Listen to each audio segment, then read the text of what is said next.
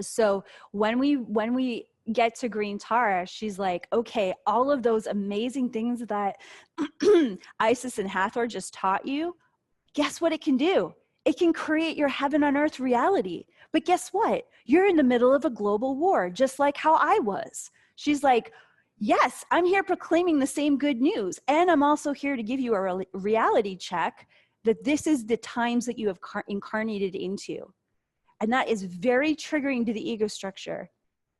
Somehow the ego structure wants you to only abide in the good news as though there's just nothing else going on around us, which would leave us completely uninformed about why we're here to embody the good news of our sovereign divinity. It's not just to sit around and eat bonbons in golden robes. It's like, it's time to roll up our sleeves and be a part of the solution here on earth. So Green Tara is like, okay, you have been given the strength from Isis and Hathor to not only discover your sovereign divinity, but to claim it, and own it.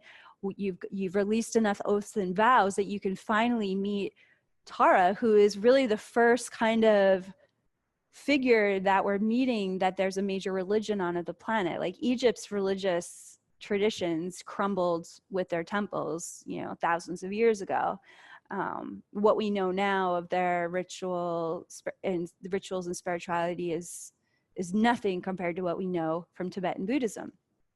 You could buy 100 books on Amazon about Tibetan Buddhist rituals. So this is the first time we're meeting a figure from a traditional lineage on this planet that has information for us about not just the global war we're surviving, but the interstellar war that we're surviving. So things get real when we meet with Tara.